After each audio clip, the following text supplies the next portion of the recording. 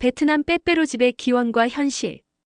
왜 베트남 도심엔 길쭉한 집들이 즐비할까? 한눈에 보기에도 독특한 베트남의 집들. 폭은 자동차 한 대가 겨우 들어갈 정도인데 깊이는 마치 기차칸처럼 길게 이어진다. 3층에서 5층, 심지어 7층, 8층까지 위로 높이 쌓아 올린 집도 있다.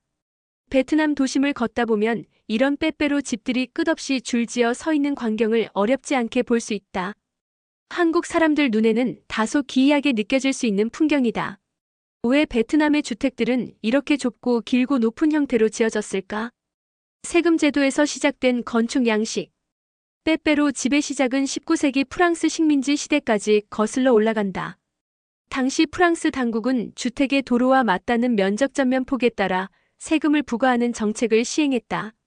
전면이 넓을수록 세금이 높아지는 구조였기 때문에 사람들은 자연스럽게 폭은 좁게 대신 뒤로 길게 주택을 짓기 시작했다. 이 구조는 이후 베트남의 도시화와 함께 표준 주택 모델로 자리 잡게 되었다. 호찌민시 같은 대도시에서는 폭이 4m에 길이가 20m에서 25m 정도 되는 전통적인 필지가 표준으로 자리 잡았다.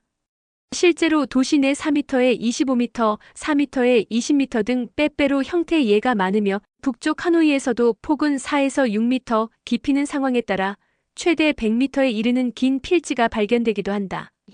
호찌민시 외 지역도 규격이 다르다. 예를 들어 일부 지방 도시에서는 6m 너비에 25m 길이의 필지를 심심치 않게 볼 수 있다. 이처럼 도시 계획, 개발 압력, 토지 가치에 따라 지방마다 필지 폭은 4에서 6m, 깊이는 최소 20m 이상으로 다양하다. 또한 베트남의 상업 전통도 한몫했다. 많은 가정이 집 1층을 가게나 카페, 식당으로 활용하고 그 위층에 가족들이 거주하는 방식은 지금도 그대로 이어진다. 전면이 좁다 보니 간판이 작게 붙고 입구는 문 하나가 전부인 경우도 많다. 대신 건물 안으로 깊게 들어가야 진짜 내부가 시작된다. 용도 다변화와 세대 분리형 주거. 현재 베트남의 빼빼로 집은 과거보다 더 다양하게 활용되고 있다. 1층은 여전히 상업 공간으로 쓰이고 2층부터는 거주 공간으로 나뉘는데 한 집에 여러 세대가 살며 층마다 독립적으로 생활하는 수직 가족 주거가 일반적이다. 일부 건물은 게스트하우스나 에어비앤비, 월세 임대용으로 재편되기도 했다. 최근에는 빼빼로 집을 모던하게 리모델링해서 내부를 카페나 오피스 또는 공방으로 바꾸는 젊은 층도 늘고 있다. 공간은 좁지만 층을 올리고 내부 구조를 슬기롭게 바꾸면 도시 한복판에서 소형 창업 공간으로도 손색이 없다. 채광, 환기 문제와 화재 위험. 하지만 이 구조는 단점도 명확하다. 옆집과 거의 맞닿아 지어지는 경우가 많아 창문을 낼 수 없고 환기와 채광에 큰 제약이 있다.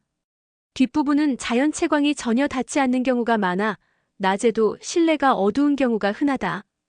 또한 좁은 계단과 복잡한 내부 구조는 화재나 응급 상황에서 대피에 큰 위험 요소로 지적된다.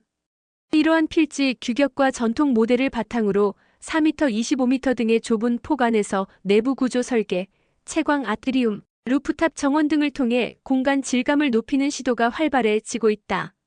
조밀한 틈새에서 살아가는 베트남 도시의 일상.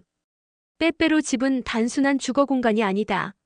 세금 제도의 흔적에서 시작된 이 독특한 집 구조는 오늘날에도 베트남 사람들의 삶을 고스란히 품고 있다.